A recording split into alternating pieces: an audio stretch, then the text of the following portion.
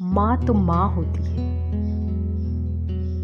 ममतामयी, निष्पक्ष, निष्कपट, निश्चल, मगर अपवाद हो सकते हैं। उन्हें माँ की श्रेणी में नहीं रखा जाना चाहिए। जिन्हें सिर्फ जन्म देना हो या जन्म न देना हो, उसके बाद उनकी सारी रिस्पॉन्सिबिलिटी खत्म। वो माँ नहीं। मैं माँ की बात कर रही हूँ, जिस शब्द को बोलने मात्र से आप उस निश्चल प्रेम से स्वयं ही सराबोर हो जाते हैं। वो भी माँ ही तो थी, ममतामयी। इसने अपने दोनों बेटों की परवरिश में कोई कसर न छोड़ी, क्योंकि पति दिन रात शराब पीकर होश हवास गंवाए रहता था।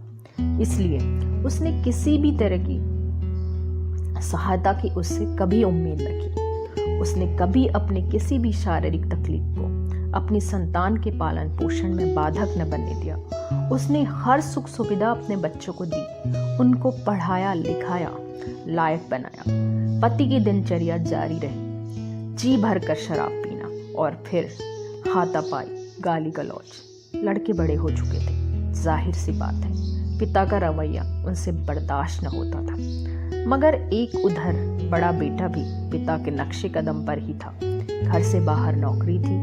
उसकी माँ को इस बात की जानकारी न थी। अच्छी खासी नौकरी थी, इसलिए माँ ने बड़े बेटे की शादी करवा दी। कुछ ही समय में बहू मायके वापस चली आई।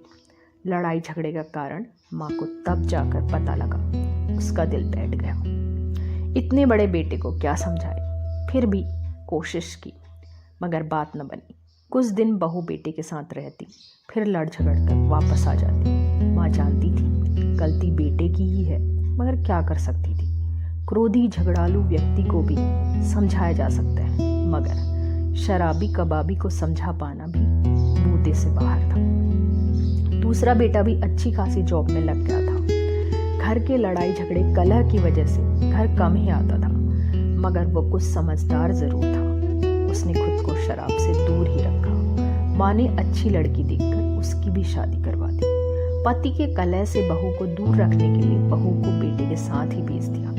खुद बस शराबी के साथ रो धो कर दिन काट रही थी। उसे लगता अपनी जिम्मेदारी तो उसने निभा ली, इतनी जिंदगी तो कट ही गई, इसी तरह और कट जाएगी। बड़े बेटे बहू में सुलह न हुई। दोनों अलग अलग ही जीवन बिता रहे थे। बहू के साथ न रहने पर बेटे पर अंकुश पूरी तरह खत्म हो गया। वो और ज्यादा पीने लगा, इतना कि वो बिस्तर से उठ भी न सकता था। ऑफिस जाना उसने बंद कर दिया। ऑफिस से कंप्लेंट लेटर घर पहुंचा। माँ क्या करती, क्योंकि यहाँ बाप बेहोश, छोटा बेटा अपनी फैमिली के साथ अलग ही रहता था। घर आना जाना भी उसका कम ही था। पति के व्यवहार की वजह से माँ इस बेटे पर भी अब अपना जोर न समझती। किसको कहती बड़े बेटे का कुछ करे। कोई समाधान नहीं किया गया और उसकी नौकरी चली गई। न वो घर छोड़ सकती थी न पति को, क्योंकि उसके पीछे वो घर को आग भी लगा दे इसका भरोसा न था। कुछ महीने ऐसे ही बीते। अचानक एक दिन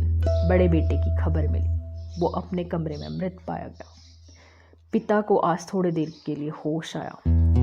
दुख हुआ, ग्लानि हुई। कहीं न कहीं मेरा रवैया इस दुर्घटना के लिए जिम्मेदार है, उसने सोचा, और छोटे बेटे के साथ बड़े बेटे के मृत शरीर को लेने निकल पड़ा। रास्ते भर रोता, खुद को कोसता, पर इन सब बातों से होना क्या था। जो होना था वो तो हो ही चुका था।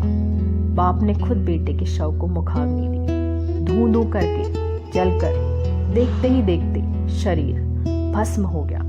माँ के मन से पीड़ा न गई, न किसी को कह सकती थी अपना दर्द। कहती तो किसे कहती। इस घटना से पति कुछ दिन तक सख्ते में रहा, अपराध बोध में जलता रहा, मगर कुत्ते की दुम कहाँ सीधी होती। कुछ दिन शोक मना, फिर शराबी अपने ट्रैक पर लौट आया। वही दारू सुबह शाम, उसका मैखाना फिर गुलजार हुआ। छोटी बहू बेटे घर न लौटे। पति का सुबह सूर्योदय के साथ ही गाली गलौज शुरू होता। पत्नी से मारपीट, शोर शराबा, उनका पूरा मोहल्ला सुनता। रात जब तक वो सोता न था तब तक थोड़े थोड़े अंतराल में शोर आता रहता। लोगों को भी आदत हो चुकी थी शोर शराबा सुनने की। शराबी तो शर्म बेचकर शराब खरीदता था। एक दिन की बात होती तो शायद शर्म की बात होती, ये तो रोजमर्रा का काम हो गया था। उस औरत के भी क्या कर्म रहे जिससे कभी पारिवारिक सुख न मिला। एक बेटा चला गया था, जो था उससे भी अब मिलना न होता। इसी तरह कई साल बीते, पोता पोती भी अब बड़े हो गए, मगर उनका दारूबाज दादा न बदला। एक दिन माँ सुबह काफी देर तक जब पति की आवाज न आई तो समझ नहीं पाई, आज गाली नहीं सुनाई थी, आखिर क्या बात है। उसने ध्यान से सुनने की कोशिश की, लेकिन बड़ी सुनसानी सी थी। इसलिए वह पति के कमरे में पहुंची, देखा दारूबाज जगह भी नहीं है, बेड से नीचे सिर लटकाए अब भी गहरी नींद में है। माँ धीरे से बड़बड़ाई, इतना पीता है कि सुध-बुध ही खो बैठता है।